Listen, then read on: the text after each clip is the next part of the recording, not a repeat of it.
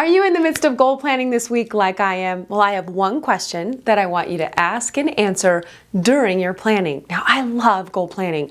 I love a new journal. My new one is on its way. Vision boards, habit trackers, so fun. I let my mind go wild with ideas. I think of all the possibilities and then pay close attention to designing the strategy, the process, and then refining what works best for me as I head toward my goals.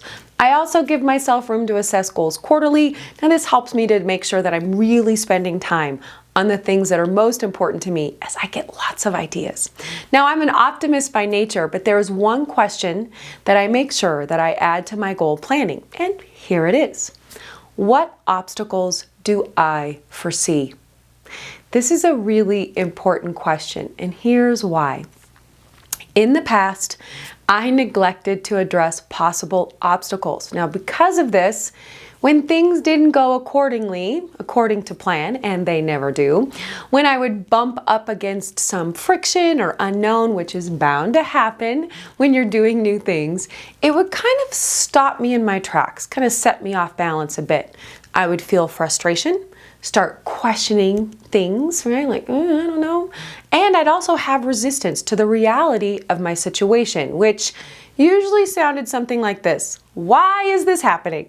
It's not supposed to go like this. Why me? Is this not meant to be? Is this a sign? Nah. Now, none of those are good questions or statements to ask when facing a challenge. So, front-loading the planning and taking into consideration the potential obstacles kind of helped me loosen the grip on the plan, be more flexible, and feel more comfortable when things came up, as I had ideas around how to navigate them.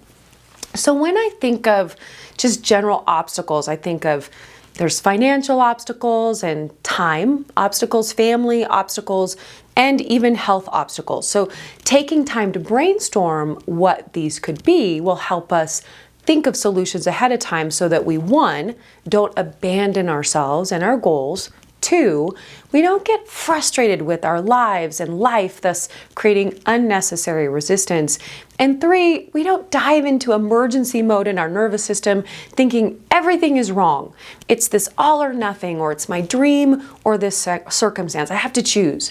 So, for example, if you have elderly parents or a young child or a demanding boss or possibly a chronic health issue, all of those situations are unpredictable, but in some ways predictable. Now, there's a good chance that dad may have some doctor appointments that you may need to be there, or your kiddo may need to get picked up from school early or stay home sick, or that dance or baseball practice goes late.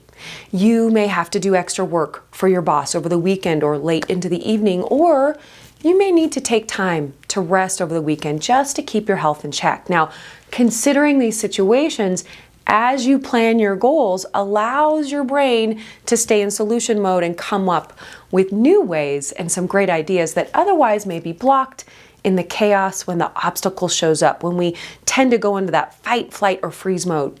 So let's say, for example, that your kiddo has to go to an extra practice during the same time that you've set aside for a goal task as part of your strategy. Now, maybe it's a lesson or practice time. Maybe you were thinking that you're going to do some writing, reading, some research and development for your creative business. So when you get this last minute notification about this last minute practice, now you could throw up your hands, silently curse that coach, and abandon the time that you've set aside for you and your goal. Can you tell that I've been there? But if you anticipate this, you may have the names of 5 parents that can help with the pickup and drop off, and you can offer to pitch in next time. The notification comes in about the practice. You move to plan B, calling for backup. Now we have a win-win. I love a win-win. Or your plan C is that you grab your laptop or notebook and you do some research or writing in the car during the practice. A win-win. Yes, there are a million scenarios and very specific for you. And perhaps right now, as I'm talking, your brain's going, wait a minute, Trisha, you don't understand. There is no way that I could maybe ask someone for help or like be able to get someone to go to dad's doctor's appointments with me. But instead, and I get it, but instead of focusing on the limitations, just have some fun. Give your brain and imagination a shot at finding new solutions that support you and the situation. Go for a win-win. Brainstorm some options for the most common obstacles showing up in your life, and you know the ones that are keeping you from the creative time that you need to grow and share your skills. When you brainstorm, get ready for lots of, oh, I never thought of that before, or I could try that. Let's test it out.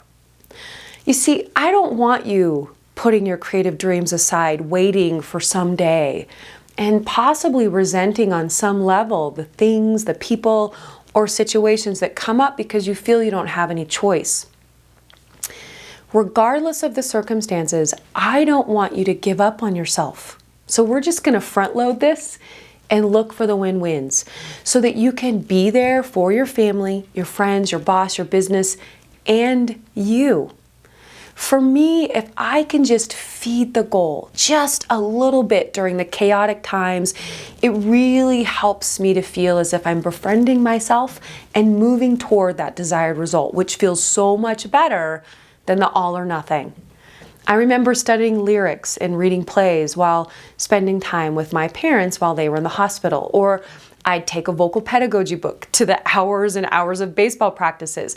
I signed up for a group songwriting class rather than doing one-on-one coaching because it was a better fit financially at the time. And YouTube videos were a huge resource when that's all I could afford. And I still love the YouTube videos. And at night, I just read a poem before going to bed. Because maybe I didn't write one that day during the designated time that I'd put aside for myself because something came up. But I did something to stay connected, to stay tethered to my goal, something. All because I asked myself, what obstacles do I foresee? I want you to add this question to your goal planning session. Just keep it factual, light, and fun. Brainstorm your most common obstacles that pull you away from your goals and figure out a plan A or a plan B or C, D, or E. You will get there. The road to your goal is not going to be linear. It's going to look a little squirrely, as it should. And this builds our strength, our courage, our empathy, our compassion, our understanding. And plus, it just makes for a beautiful life story.